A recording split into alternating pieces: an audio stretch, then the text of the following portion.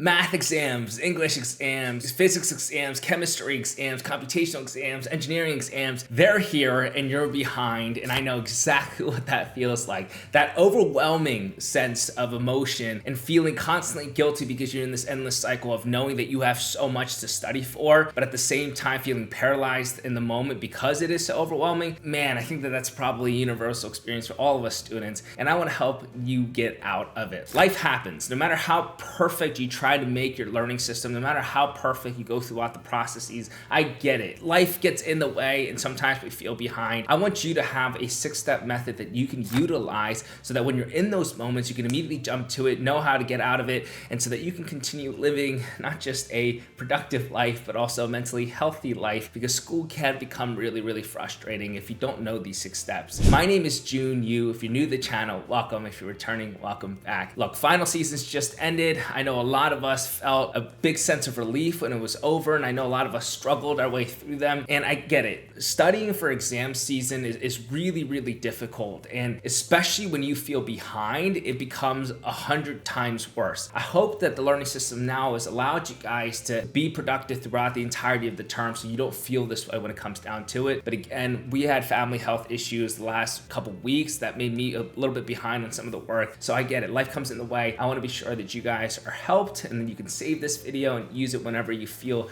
a little bit behind. Know your way to dig out of it, and let's get right into it. So if you learned anything in this video, please leave a comment below. If you have any questions, leave them below too. Give this video a thumbs up, and of course subscribe. With all that being said, sit back, relax, and enjoy the video. Step 1, prioritize your study material. This is a really crucial step that we begin with because we have strengths. All of us do, right? And sometimes when we are going over topics within our semester, some of them are easier for us, whether they're inherently easy or it's just because you had background knowledge on it or it's more relevant to you. Those are your strengths, and it's important that you recognize that, and then you focus more on your time on the weaknesses, because when you're trying to dig yourself out of this hole, why waste all that time in areas that you're already good at, right? It might feel comfortable to stay in there and be able to do those practice problems that we're good at solving, but in this period when we are behind, we want to recognize where our weaknesses are and spend most of our time there. So spend a little bit of time recognizing where your weaknesses reside. And that's why it's so important that we do stage 3 of the 4-stage learning system. And stage 3 were those post-class immediate reviews, and you would do those reflections to identify your strengths and weaknesses. If you haven't done that up to this point, that's fine. Just take a little bit of time here to really understand what it is that you're weak on, so you can check your syllabi, you can look at what topics are going to be involved within your exams, and then figure out, okay, here's some areas that I feel pretty good at, and here's some areas that I'm weak at. And if you need to go quickly through those PowerPoints to refresh your brain to say, yeah, these are things that I really do recognize, I'm good with them, and these things I have no clue about, then you do that. But just have that foundational piece of this is where our weaknesses reside, and our attention is going to be spent more there. Another element to this in terms of prioritizing your material is going to be asking your trusted classmates what they think about where your time should be most spent, where are the most challenging concepts, right? And I say trusted classmates very specifically, right? You want to be utilizing your friends that are very, very up to date. They're people that take their academics seriously, they go to class, etc. And if they have an ability to tell you, hey, we have gone through this in class, and I know that you missed a few, but these are the areas in which the professor really emphasized, and it feels like this is going to be a huge part of the exams. Hey, June, this area was an area in which the professor spoke about for a few classes because a lot of people had struggled with them. I feel like this is going to be tested on the exam again. Great, an opportunity for you to quickly message them, hop on a quick call with them, and get that information from them. And then the third part about prioritizing your study material, just quickly go through past exams. We're not going to actually go and start practicing with them. We're not going to go and actually utilize the practice test for our active recall application, but simply go there and look at content emphasis, right? Of course, your past exams aren't going to be the exact same ones that you're going to have to take, but there are going to be great indications for you in terms of where are certain areas in which the professor is likely to emphasize. And you can take all this information, you can take information in terms of what you've perceived as your strength and your weakness, what classmates have told you, and also what those past papers are telling you, and you can utilize that to really prioritize your material and finish up step 1. Step 2, this is what I call the traffic light document. And this is one that I've been using for quite a while, and I think it's really helpful to utilize whenever you're trying to dig yourself out of this hole. And it's simply going to utilize a Google Doc, or it's going to utilize an Excel sheet, or simply on a piece of paper is totally fine too. But in that first column, what you'll do is write out all those topics that you had just identified in in step 1. And then when you write those down, you're going to also color code them based on how comfortable you feel recalling that information. So you're going to have the color green for you can do this proficiently. And then number 2, it's going to be your yellow color, and that's adequately. And then your red is going to be very poorly, right? And so what you'll have is this mirage of green, reds, and yellows that have a good indication to you visually. These are areas that I really need to work on, and then here's some areas that I'm feeling a little bit better on. But that's going to be a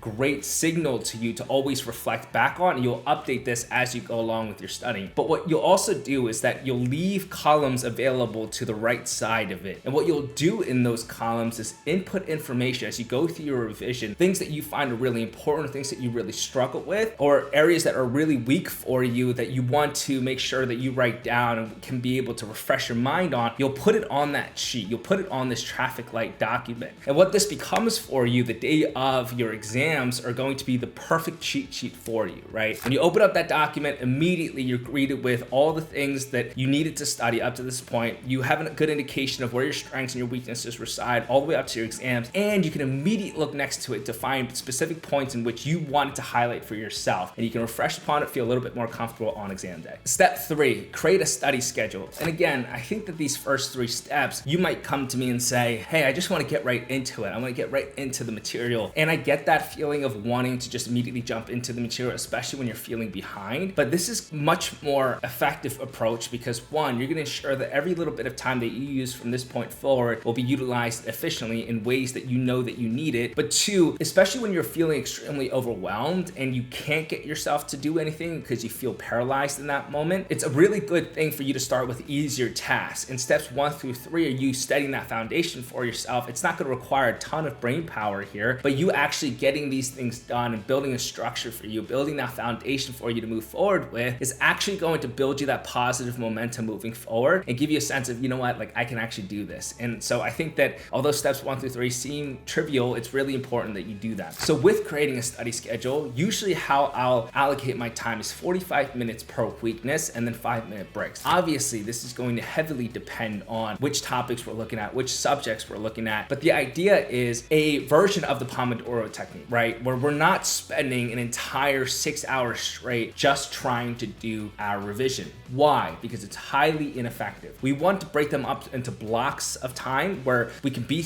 productive very effectively, very efficiently, but also utilize those breaks to recuperate, right? To restore our mental capacity to be able to do the next session. So 45 minutes works well for me because I'm able to stay focused for that long. But if you find that that's too long, try 25 minutes, try 30 minutes. But the idea is when you allocate time in your schedule, make it that way. Block times like that. And then you'll have those breaks integrated and ensure that you're also making use of the fact that you're going to have to wash up in the morning, that you're going to want to probably still go to the gym, etc., and put that as breaks in your schedule. And so maybe you do 3 sessions where you have 45-minute blocks with 5-minute in between breaks, and you want to do a longer break, great. Go wash up and put that 20-minute, 30-minute break into your schedule and then come back to studying, or perhaps that 30 minutes is going to be you going out for a walk. Integrate those types of breaks and always have them chunked into little sessions for yourself so you can actually stay consistent and efficient throughout that entire process. Another thing that I want to talk about is spaced repetition and interleaving. We've talked about both of those techniques a whole lot, and so ensure that you're integrating both of those in your revision timetables and you're not just doing one topic for one whole day and then moving to a completely different topic the next day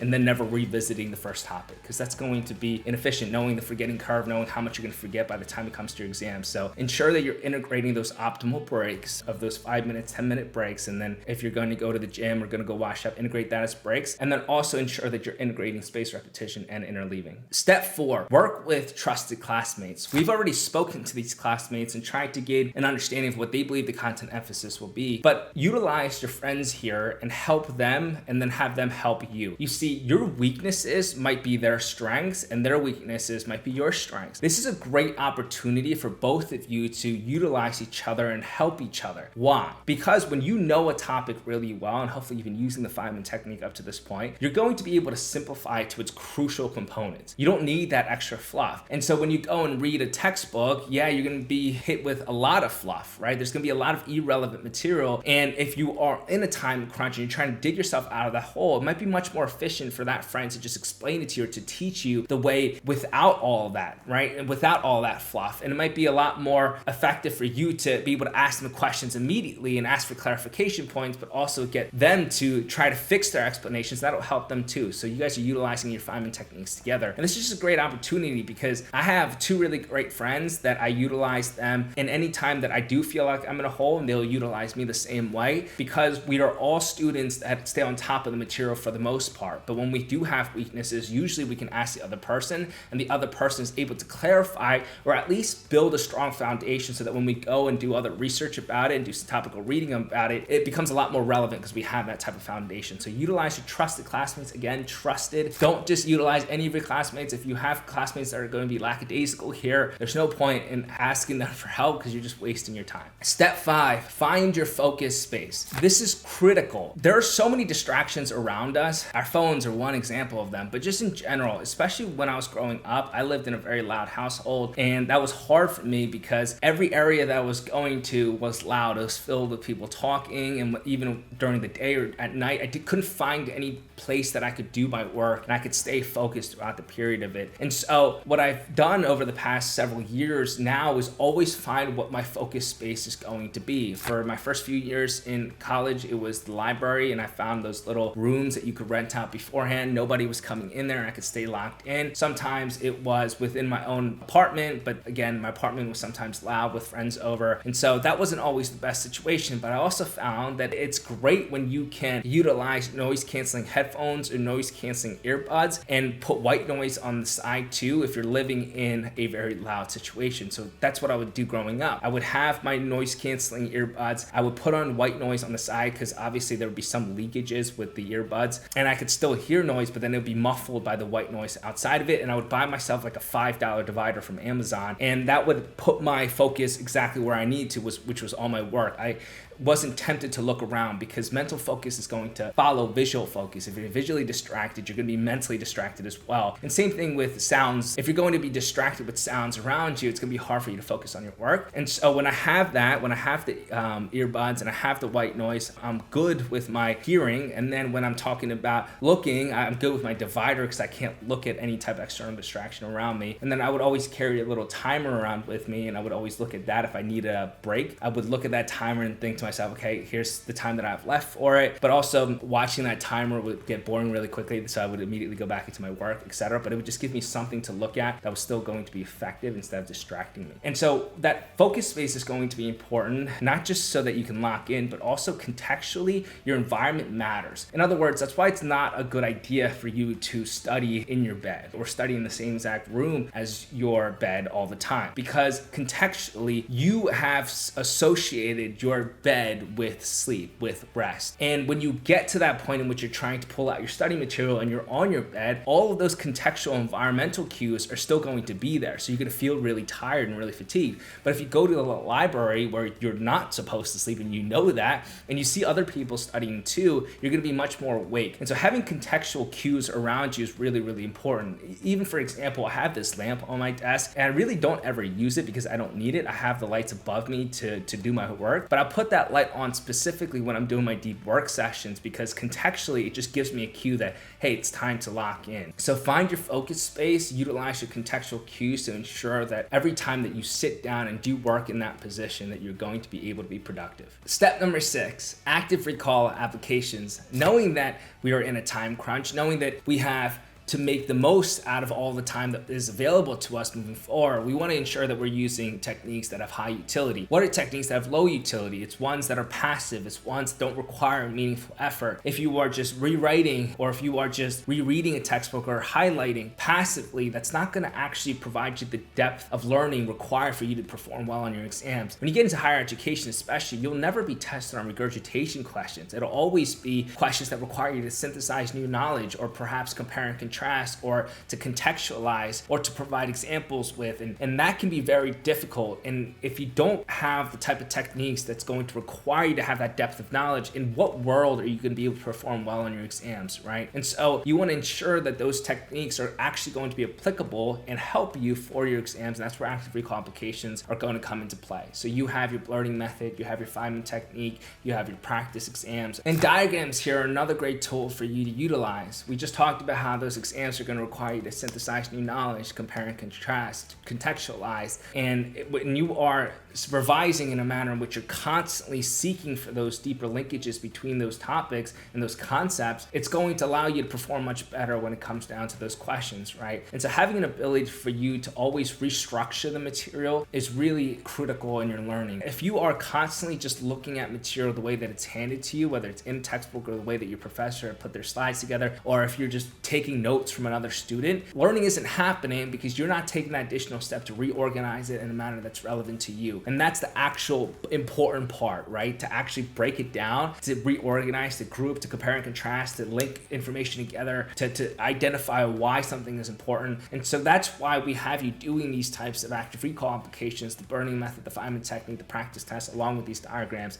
And if you do that, you'll be actually making the most out of your time, and you'll actually get the type of learning outcomes that you want, that allow you to perform well on the upcoming exams, but also allow you to keep that information in your brain after the exams are over, because we know that information tends to build upon each other in education, okay? I would love to make more videos about each of those applications, and I've done a lot of that before, but I'm more than happy to talk about that. But I feel that if I just talk about each of them again for another 10-20 minutes, it might be a really long video. So if you can utilize those 6 steps the next time you find yourself in a hole, I really do believe you'll have a lot of success. Again, life happens. It's going to occur that we find ourselves behind on material, but having an actual plan for us to follow when we're in those situations can be really beneficial. It can alleviate a lot of mental stress too. And that's what I want to do for you guys. I hope that you enjoyed this video. If you have any questions at all about any of the steps, or if you have anything that I might have missed that you want to help another person within this community, leave that in the comments too. Give this video a thumbs up, and of course subscribe. Until next time, please take care, and I'll see you all at the top.